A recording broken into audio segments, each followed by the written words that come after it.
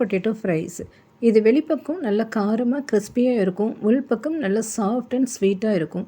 சக்கரவள்ளி கிழங்கு வச்சு பண்ணியிருக்கிற ஹெல்த்தியான ஒரு ஈவினிங் ஸ்நாக்ஸ் ரெசிபி.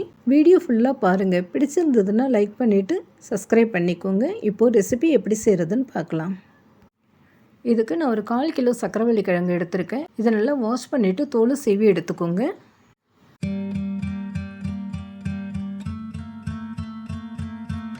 எல்லா கிழங்கையும் தோல் சீவினதுக்கு அப்புறமா நம்ம ஃப்ரெஞ்ச் ஃப்ரைஸ்க்கு உருளைக்கிழங்கு கட் பண்ணுவோம் இல்லையா, அதுமாரி இதை கட் பண்ணி எடுத்துக்கலாம்.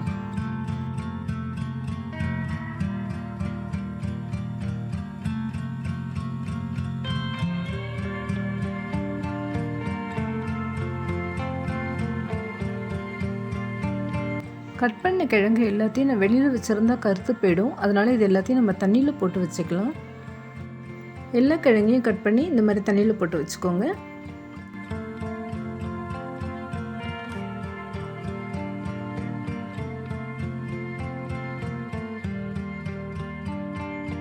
இப்போ தண்ணியிலேருந்து ஸ்வீட் பொட்டேட்டோ எல்லாத்தையும் ஃபில்டர் பண்ணி எடுத்துட்டு நல்ல சுத்தமான கிச்சன் கிளாத்தில் போட்டு ஈரம் இல்லாமல் நல்லா தொடச்சி எடுத்துக்கோங்க. ஈரம் இல்லாமல் எல்லா கிழங்கையும் தொடச்சி எடுத்ததுக்கப்புறமா நம்ம இதை ஒரு பவுலில் ட்ரான்ஸ்ஃபர் பண்ணிக்கலாம். இது கூட இதுக்கு தேவையான உப்பு சேர்த்துக்கலாம். 1 ஸ்பூன் மிளகாத்தூள் சேர்த்துக்கலாம். 1/2 ஸ்பூன் மஞ்சப்பொடி சேர்த்துக்கோங்க. கொஞ்சமாக கரம் மசாலா சேர்த்துக்கோங்க. இது கூட நான் அரிசி மாவு சேர்த்துக்கிறேன். உங்களுக்கு வேணும்னாக்கா நீங்கள் கார்ன்ஃப்ளவரோ இல்லை மைதாவோ சேர்த்துக்கலாம். இது எல்லாத்தையும் நல்லா மிக்ஸ் பண்ணி எடுத்துக்கோங்க. நம்ம ஸ்வீட் பொட்டேட்டோவை நல்லா தொடச்சி எடுத்ததுனால மசாலா அதில் அவ்வளோ ஈஸியாக ஒட்டாது. ஸோ கொஞ்சமாக தண்ணி தெளித்து நல்லா மிக்ஸ் பண்ணி எடுத்துக்கோங்க.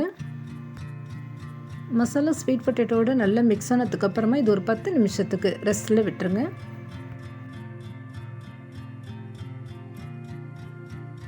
நான் ஆல்ரெடி ஒரு கடாயில் எண்ணெய் சூடு பண்ணி வச்சுருக்கேன். எண்ணெய் நல்லா சூடானதுக்கப்புறமா அடுப்பை சிம்மில் வச்சுட்டு நம்ம மிக்ஸ் பண்ணி வச்ச ஸ்வீட் பொட்டேட்டோவை கொஞ்சம் கொஞ்சமாக சேர்த்துக்கலாம்.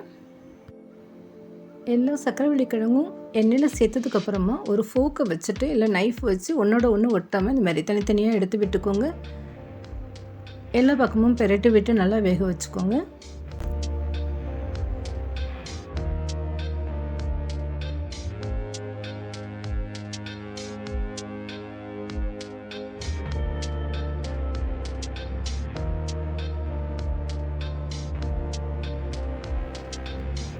இது நல்லா வெந்துட்டு கோல்டன் ப்ரௌன் ஆனோன்னு எண்ணெயிலேருந்து ஃபில்டர் பண்ணி எடுத்துக்கலாம்.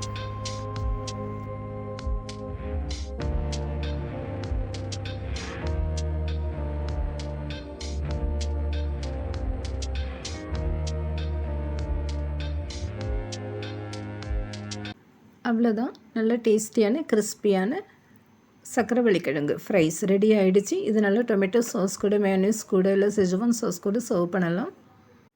நீங்களும் வீட்டில் ட்ரை பண்ணி பாருங்கள். வீடியோ பிடிச்சிருந்ததுன்னா லைக் பண்ணிவிட்டு சப்ஸ்கிரைப் பண்ணிக்கோங்க. நெக்ஸ்ட் வீடியோவில் பார்க்கலாம். பாய்.